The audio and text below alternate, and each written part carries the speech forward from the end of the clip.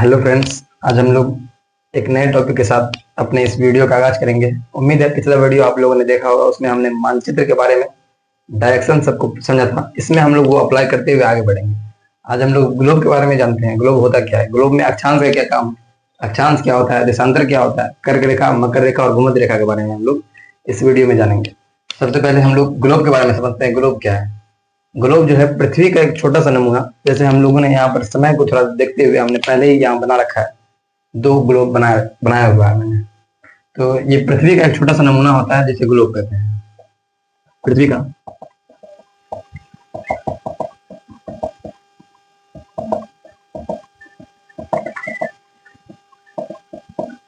Globe के बारे में हमें कुछ चीजें को अध्ययन करना पड़ता है। जैसे ग्लोब है तो ग्लोब में कुछ लाइन होती है, कुछ काल्पनिक रेखाएं होती है, जिसे अक्षांश और देशांतर बोलते हैं।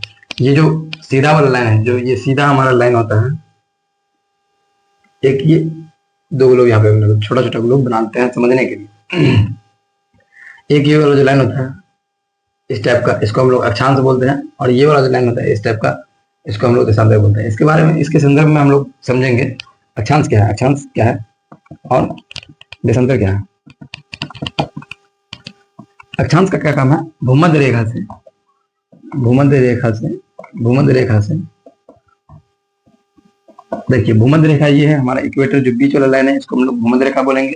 भूमध्य रेखा से दक्षिणी ध्रुव और उत्तरी ध्रुव की मापने के लिए हम लोग इसका प्रयोग करते हैं। जैसे यहाँ से हमको यहाँ तक मापना है तो कई अक्षांश आगे जाना है, इसके बारे में हम लोग इसमें पढ़ते हैं अक्षांश के बारे में।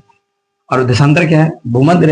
देशांतर जो होता है वो देखिए, उत्तरी ध्रुव को, उत्तरी गोलार्ध दक्षिणी गोलार्ध से मिलाने वाली काल्पनिक रेखा को क्या बोलेंगे? देशांतर बोलेंगे। इसके बारे में हम लोग पहले लिख देते हैं। भूमध्य रेखा से उत्तरी ध्रुव और दक्षिणी ध्रुव को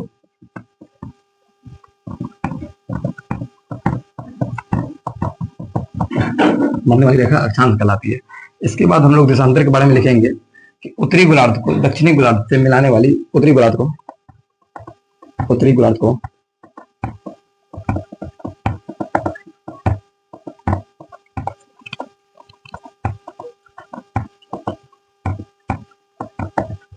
तो इस तरह से हम लोगों ने दो चीज के बारे में समझा। पहले अक्षांश के बारे में समझे हम लोग। अक्षांश क्या होता है?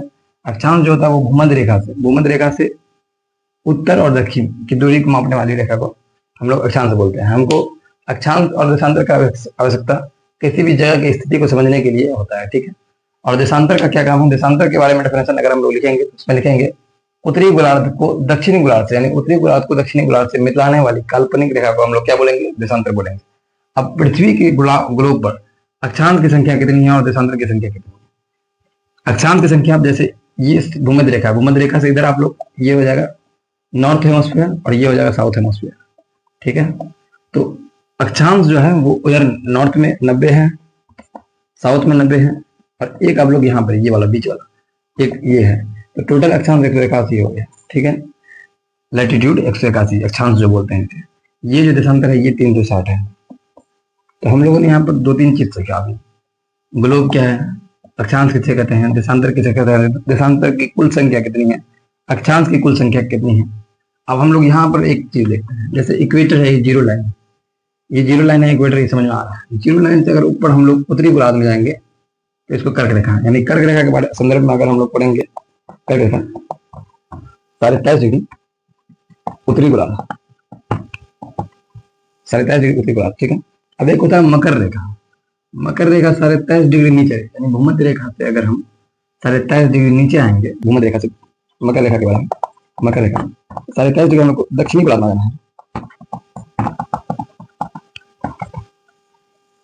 तो हमारा पॉइंट यहाँ पर क्लियर हुआ। कर्क रेखा किसे कहते हैं? भूमध्य रेखा से 23.5 डिग्री उत्तरी गोलार्ध की तरफ अगर हम जाएंगे, उत्तरी अक्षांश की तरफ अगर हम जाएंगे तो हम लोग को क्या मिल जाएगा?